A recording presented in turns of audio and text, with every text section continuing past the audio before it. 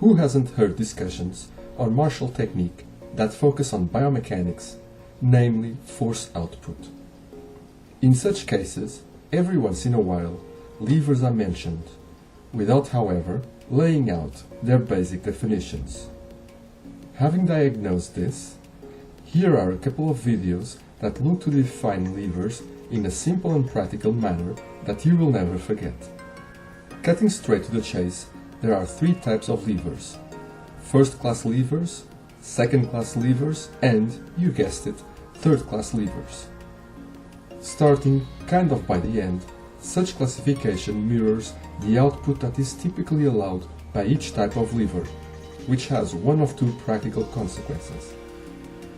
First, when focusing on getting an object to move at a given speed, regardless of the lever being used, doing so by means of a third-class lever will call for the application of the greatest degree of force. A second-class lever will, however, call for less force to be applied, and lastly, the first-class lever will, in most cases, require the least force of the three. Therefore, upon soliciting different degrees of effort in order to generate a given speed propelling force, this application of levers directly impacts one's efficiency. Secondly, if the same degree of effort is applied by a performer, say 5 newtons of force, or, alternatively, maximum effort, the object will move slowest when using a third-class lever, a bit faster when applying a second-class lever, and, finally, it will tend to move fastest when using a first-class lever. Given the different output levels that are attained, such use of levers directly impacts effectiveness. Now, to more easily understand how all of this comes about, while also figuring out how to design technique from the perspective of levers, let us look at something that we all use every single day: doors. For starters, doors can be of two types: revolving doors that swing around a center axis, or, alternatively, doors with hinges on one of its sides. Let's start by considering the latter and the most common type of doors, the ones with hinges. When opening a door with hinges, one is, basically, getting the whole door to pivot around one of its sides, which is called an angular displacement, and is measured in radius, instead of being measured using meters or yards, as is the case when dealing with linear displacements. Considering this, have you ever given any thought as to why door handles are placed on the side opposite to that of the hinges? If you haven't, and have never tried pushing a door open by pressing close to its hinges, I would invite you to pause this video and try it out. So you're back, and were able to experience that what you once took to be a rather light door suddenly became much heavier and thus more challenging to displace. Why was that? This situation is easily explained using two simple concepts, that of center of mass and that of arm. First, we're discussing physical stuff, in the sense of physical objects that are characterized by having a body of mass. Now, try balancing an object, such as a pen, over your finger. The point of balance that allows you to keep the pen resting on your finger corresponds to the exact location where the energy of the whole mass of the object converges towards, and such spot is called center of mass, or more commonly, center of gravity. Secondly, the same way that the weight offers resistance when you are trying to lift it off the ground, a door does the same when you are looking to displace it via an angular motion.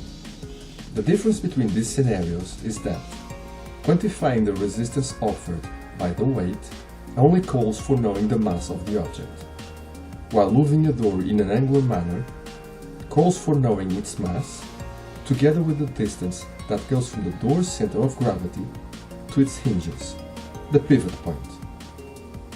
Such distance is called resistance arm, since the door is offering resistance to being displaced. Additionally, the wider the resistance arm, the greater the resistance offered by the object being displaced.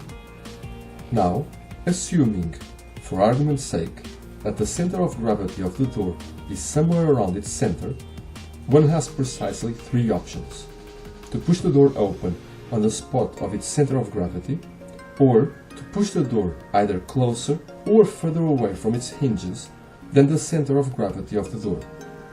The distance between the application of the pushing force and the hinges is called force arm, and, as explained just now, can match the resistance arm perfectly, or, alternatively, can be either shorter or wider than the resistance arm. As you felt for yourself at this point, by means of your empirical test performed earlier, narrowing the force arm by pushing the door closer to its hinges makes it more challenging to displace the door. Consequently, it is not surprising that pivoting an object around one of its sides by applying a force closer to its pivot point than the object's center of gravity is labeled as a third-class lever. Alternatively, applying the pivoting force further away from the pivot point than the object's center of gravity facilitates the task of displacing the object and is called a second-class lever. This is, in a nutshell, why doors have the handles placed far instead of close to their hinges. Similarly, it is also why some weapon-based martial systems look to use very wide grips. Given their choice, in using the lead hand to move the weapon in an angular manner around the hand placed at the back, they have come to feel that having the lead hand placed very far away from the hand placed at the back, which is being used as the pivot point, provides a mechanical advantage in performing the techniques that make up their system. In short, performers are able to displace their weapon either faster or without exerting as much energy when compared to the use of narrower, third-class, lever-type grips, in which the lead hand is placed closer to the hand placed at the back, and therefore provides a force arm that is shorter than the resistance arm presented by the weapon. Building on this introduction to levers, we shall be tackling the interesting topic of first-class levers on our next Sports Sciences video.